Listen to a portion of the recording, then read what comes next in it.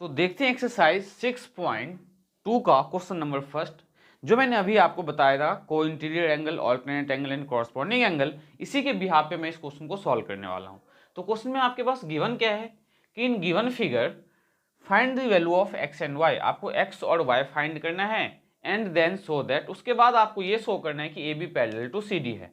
मतलब अगर हमें A B parallel to C D prove करना है तो हम तीनों एंगल का यूज नहीं कर सकते, ना तो हम को इंटीरियर एंगल का यूज कर सकते हैं, ना ऑल्टरनेट एंगल का, ना ही कॉरस्पॉन्डिंग एंगल का। तो हम एंगल कैसे फाइंड करेंगे, तो देखते हैं एंगल कैसे फाइंड किया जाएगा, फिर उसके हेल्प से हम यहाँ पे शो करेंगे कि ये A B parallel to C D कैसे है। तो सबसे पहले अगर आप यहाँ पे ध्यान दो तो हम क्या लिखें, 50 degree plus x equals to 180 degree. क्यों? क्योंकि मैंने आपको एक्सरसाइज 6.1 के इंट्रोडक्शन में बताया था कि this one plus this one equals to 180 degree, क्योंकि एक स्ट्रेट लाइन है और एक स्ट्रेट लाइन पे अगर दो एंगल फॉर्म कर रहा हो तो दोनों का सम 180 डिग्री होता है। किसके हेल्प से? तो लीनियर पेयर के हेल्प से। तो ब्रैकेट में लिखो लीनियर पेयर। तो यहां से क्या आ जाएगा, x equals to 180 degree minus 50 degree, 50 को राइट साइड लेके गए तो x आ गया आपके पास 130 डिग्री। तो वैल्यू ऑफ x क्या है, 130 डिग्री। ठीक है, नाउ हम y कैसे फाइंड करेंगे, तो मैंने आपको वर्टिकली ऑपोजिट एंगल भी बताया है 6.1 एक्सरसाइज में। तो वर्टिकली ऑपोजिट एंगल आप क्या लिखोगे कि एंगल सेकंड के लिए angle y equals to 130 degree. Reason क्या दोगे, तो वर्टिकली ऑपोजिट एंगल, वर्टिकली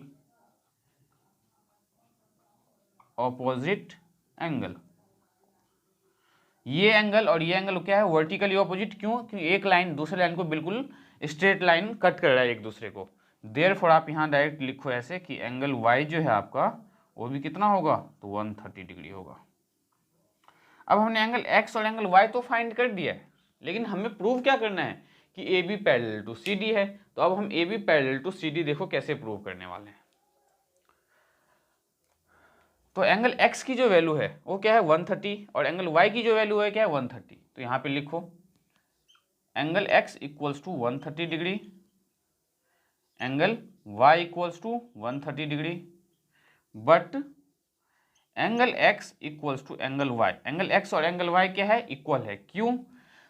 तो ये एंगल और ये एंगल क्या है, तो दो पैरेलल लाइन के बीच में फॉर्म हो रहा है और ये क्या है, ऑल्टरनेट एंगल। तो यहाँ पे रीजन दो ऑल्टरनेट एंगल। ठीक है, एंगल x और एंगल y जो है क्यों इक्वल है, क्योंकि ये दोनों के दोनों कौन से एंगल फॉर्म कर रहे हैं, ऑल्टरनेट एंगल। अगर ऑल्टरनेट एंगल इक्वल है हम यहाँ क्या लिखेंगे, if alternate angle are equal, if alternate angle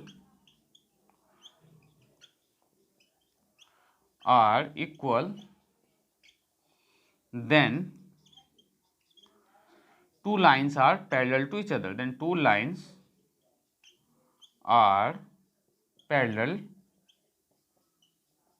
to each other, दोनों लाइन आपस में एक दूसरे के क्या होंगे, तो पैरेलल होंगे। तो ये एंगल जो है एक्स और वाई किसके बीच लाई कर रहा है, ए बी और सी डी के बीच। तो देयरफॉर क्या होगा, तो A B is parallel to C D. ठीक है, हमने क्या दिया कि हमने पहले एंगल x और एंगल y फाइंड किया, देन हमने देखा कि एंगल x और एंगल y कौन सा एंगल है। तो हमें देखा कि एंगल x और angle y alternate angle form कर रहा है, क्योंकि मैंने आपको अभी अभी बताया है कि ऑल्टरनेट एंगल होता क्या है। अगर ऑल्टरनेट एंगल इक्वल है, ठीक है, तो ऑल्टरनेट एंगल इक्वल होने का मतलब क्या है कि जो ऑल्टरनेट एंगल इक्वल कब होगा, जब दो लाइन्स पैरेलल होगा। तो वही लिखा है कि if alternate angles are equal then two lines are parallel to each other. तो दो लाइन्स पैरेलल होंगे। अब वो ऑल्टरनेट एंगल किसके बीच में है, तो ए बी और सी डी के बीच में। तो हम बोल सकते हैं कि हमारा ए बी और सी डी आपस में क्या है, पैरेलल है, और ये हमें प्रूव करना था, तो हमने ये प्रूव कर दिया। तो उम्मीद करता हूं कि क्वेश्चन नंबर 1 आपको बहुत ही अच्छे से समझ में आया होगा।